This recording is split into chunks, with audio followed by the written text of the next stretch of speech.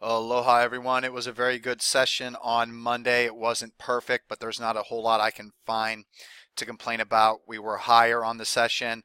The Russell 2000 led the way. I like to see that. I didn't expect it to be so strong today, so that was surprising.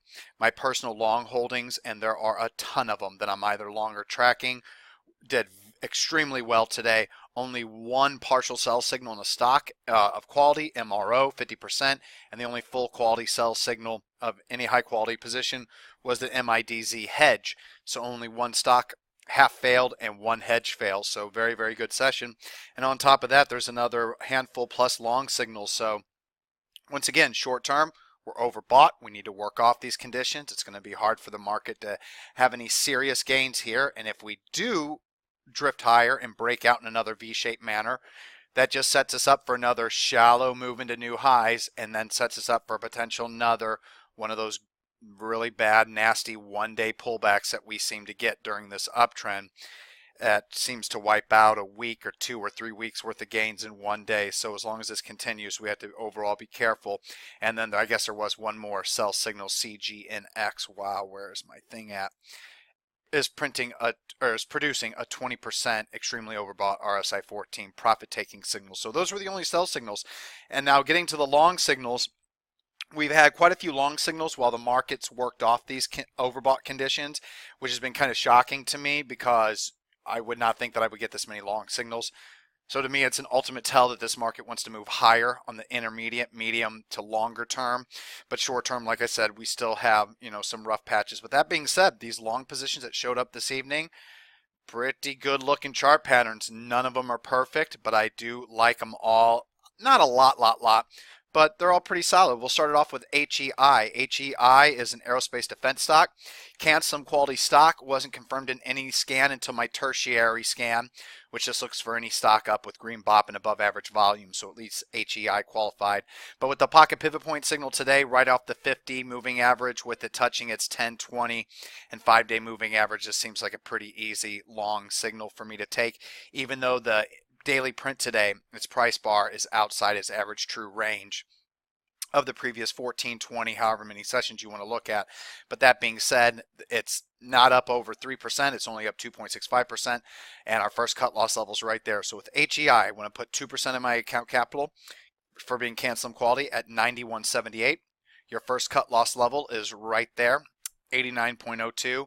And then the final cut loss level, I'm willing to give this one some room since it's a higher quality, slower moving defense stop, 86.12. And as you can see, looking at the previous uptrends, if you just look at a measured move of any length from here to here, that potential reward to risk ratio is just really out of whack. So this is a stock that I have to take long. So HEI, new long, 91.78, 89.02, 86.12 stops. Then KOP showed up in my Cancelum scan. It's a Cancelum quality stock. Let's see if I can open up that price bar. There we go.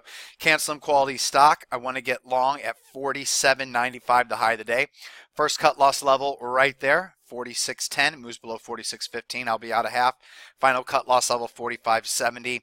You could try to find a deeper area of support, but I don't see any here. Normally I like to use like whatever the previous green bop was if the first low is green bop, but since the first low is yellow bop, that really doesn't come into play. And since it's like all the way to back here, that's completely irrelevant, and I don't see any clear support levels here.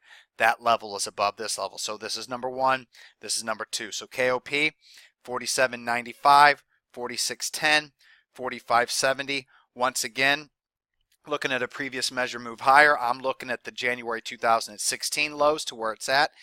Any kind of move from here to here, even from the June move here. So let's say if I can just even get that 45% move, I will take that any day for, let's say, disaster strikes for potential 7% risk. So we're looking at over a 6-to-1 reward risk ratio. Now KOP was also confirmed in my price volume BOP scan, so it's going to be 3% of my account capital at 47.95, 46.10 once again, 45.70. And then new long signal RDNT. Let's get that open body bar. I want to see if I can't get that candle open for everybody so you can see that it, oh man, come on. There we go.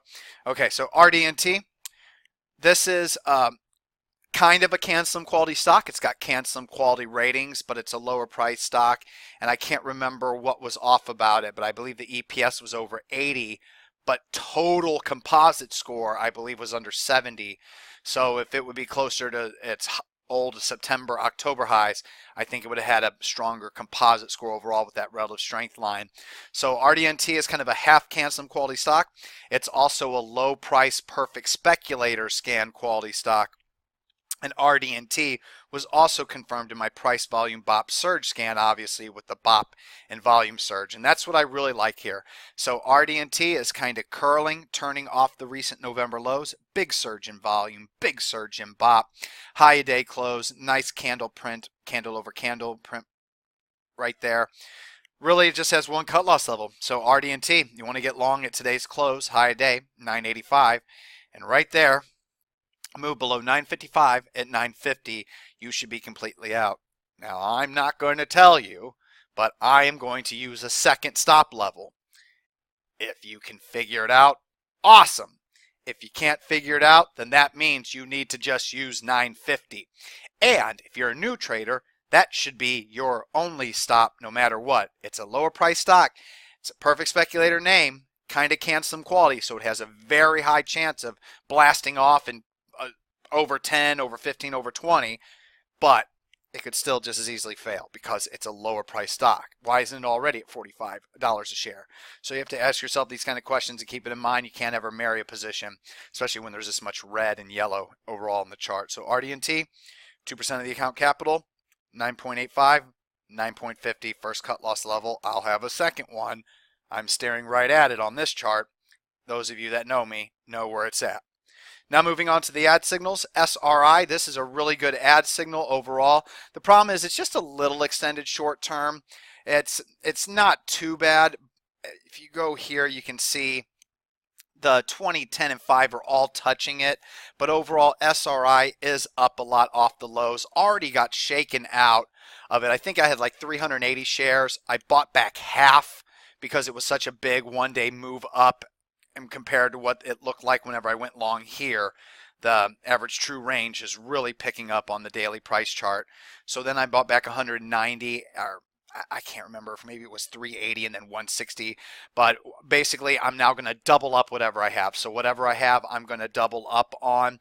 It's technically a 1.5% ad signal, so that actually should work out to doubling up my current position.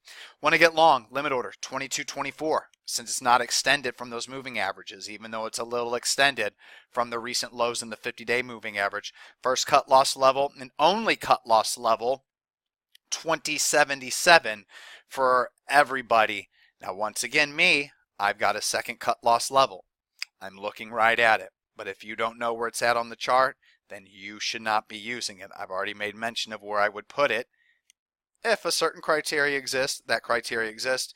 And now that it's an ad signal, I want to give SRI some room to work. So 2077 is the first cut loss and only cut loss level probably for everyone.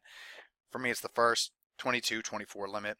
CAI, I talk about this stock too often because it just keeps giving ad signals, but really doesn't do anything lately. But here we go again. Another really nice ad signal. Volume surge, BOP surge, pocket pivot point. Nice strong consolidation. It's at its 5, 10, 20. The 50-day moving average is there. Very nice Zoom 3 chart. Almost a very nice Zoom 4 chart, but even though BOP's green, it's going the wrong overall way. But still, CAI, CanSlim quality, perfect speculator quality, was also in the price volume BOP surge scan. So it's 5%, half for being an ad signal, 2.5%, half for being another ad signal before making any significant gains from the last ad signal, 1.25%. 35.99 limit. First cut loss just like before, 34.17. Not just like before, but 34.17. Final cut loss just like before, 32.99. And then the last ad signal, UQM. This is almost a perfect chart. Notice how it had max green BOP here for a little bit, then fell. Now it's green again. Well, if this would have kept max green BOP the entire time with that pullback in the volume, today's volume surge with the pocket pivot point signal and price move, I would quote, quote, love this stock. But since BOP's going the wrong way, today's green BOP surge didn't go up above these two BOP levels here. I just like it. But pretty good ad signal. Want to get long, 124. See, it's gapping up after hours, so I might be screwed. First cut loss, 111. Final cut loss 106.